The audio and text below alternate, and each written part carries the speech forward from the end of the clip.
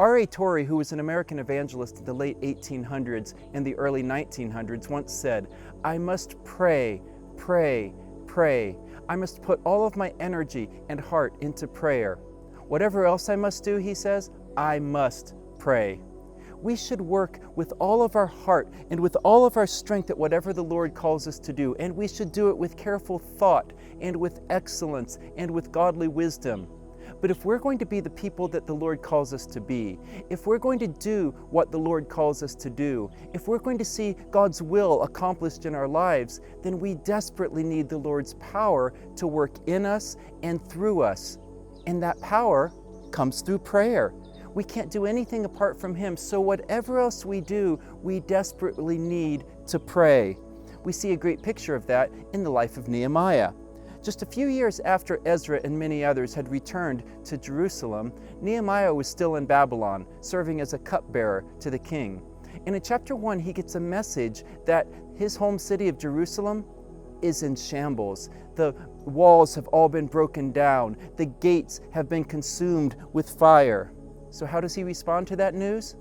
He prays. Verse 4, "When I heard these words, I sat down and wept and mourned for days. I was praying and fasting before the God of heaven."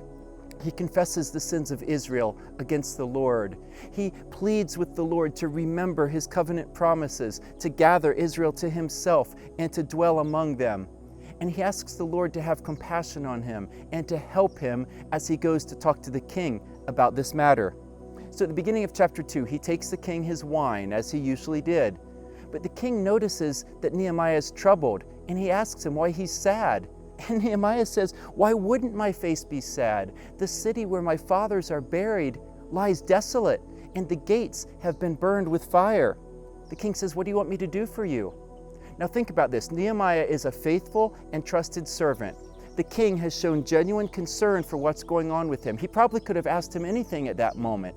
And not only that, he had already been praying for days that the Lord would help him in this very conversation.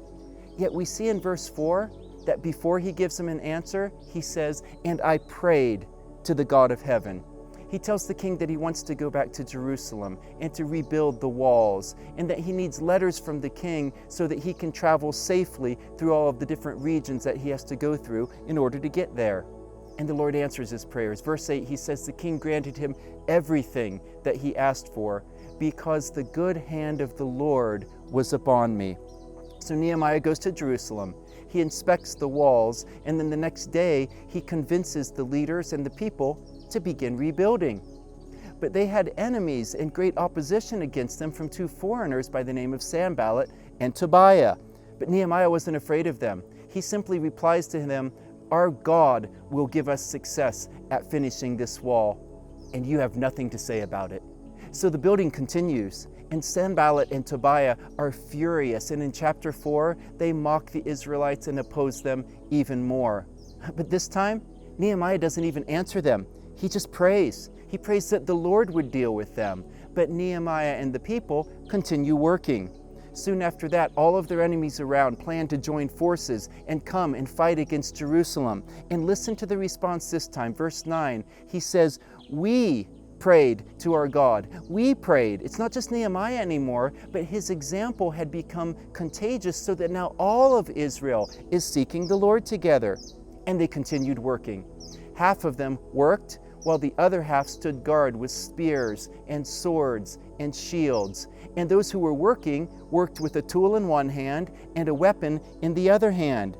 Nehemiah encourages them to work with all of their heart and with all of their strength, but at the same time to seek the Lord so that He would fight for them. Listen to what he says. Verse 14, he says, "Do not be afraid.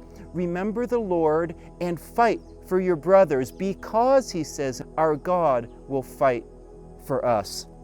They needed to work hard and they needed to work wisely, but Nehemiah knew what we need to know, that whatever else we need to do, we desperately need to pray.